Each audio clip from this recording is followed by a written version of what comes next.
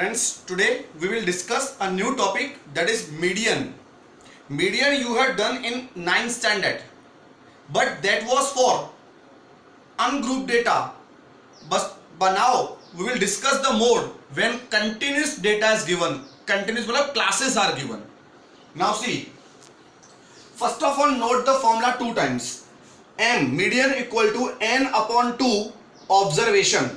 N upon 2 observation, and then m equal to L plus in bracket n upon 2 minus CFI upon FI into H. Okay, ये दो formula हर sum में apply करनी है. Median mean दोनों formula use करनी है. Now see one example is given, classes are given and FI is given. Now in median always first of all find one column, that is CFI.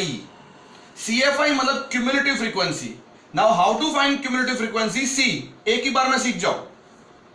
First FI same, then this FI plus next FI 3 plus 8 11. अब जो ये 11 आया CFI में, that will be added in next FI. 11 plus 11 22. Now this 22 plus 12 34.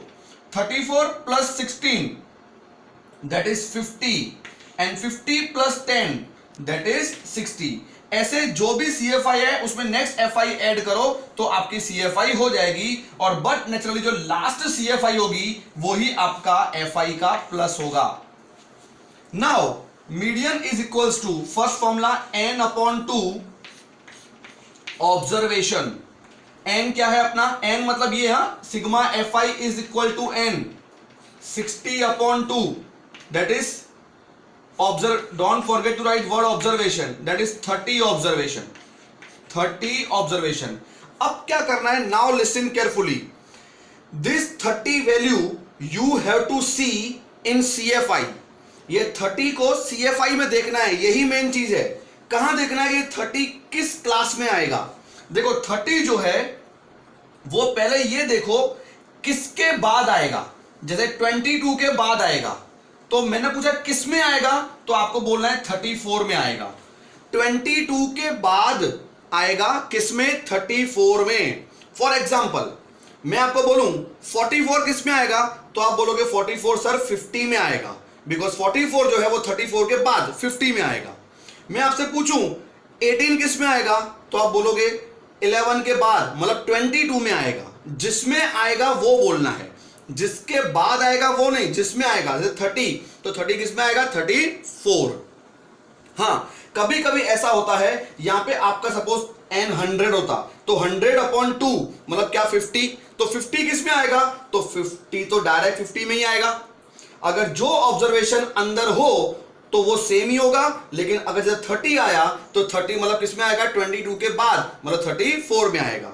अब 30 जो है वो किस में आएगा? 34 में. तो ये 34 जो है बराबर, उसमें क्या करना है? उसके सामने वाले क्लास को अंडरलाइन करो, उसकी FI को भी अंडरलाइन करो, और उसकी ऊपर की CFI को अंडरलाइन करो. वापिस से बोल रहा हूं, ये क्यों चेक करना इतना इंपॉर्टेंट है. 30 किस में आएगा, तो पहले आप बोलोगे 30 34 में आएगा. 34 में आएगा तो उसके सामने वाला क्लास, सामने वाली FI और ऊपर वाली CFI को अंडरलाइन करो, और अब ये वैल्यूज लिखो. जैसे कि L आपको मैंने मोड में सिखाया था, जिस क्लास को अंडरलाइन किया उसकी लोअर बाउंड, उसके ऊपर के अपर बाउंड, दोनों को प्लस करके डिवाइड बाय 2. 55 प्लस 54 109 अपॉन 2 मतलब 54.5. फिर FI में किस पे आया? 12, तो लिखो FI इक्वल टू 12. CFI क्या आई? 22, तो लिखो CFI इक्वल टू 22. और H इक्वल टू कैसे सिखाया मैंने आपको? ये लोअर बाउंड और नेक्स्ट लोअर बाउंड का माइनस करना है. 55 और 70, तो 70 minus 55 that is 15. Okay, now our formula, see here, M equal to L plus n upon 2 minus CFI upon FI into H. अब ये वैल्यू लिख दी है. L is 54.5,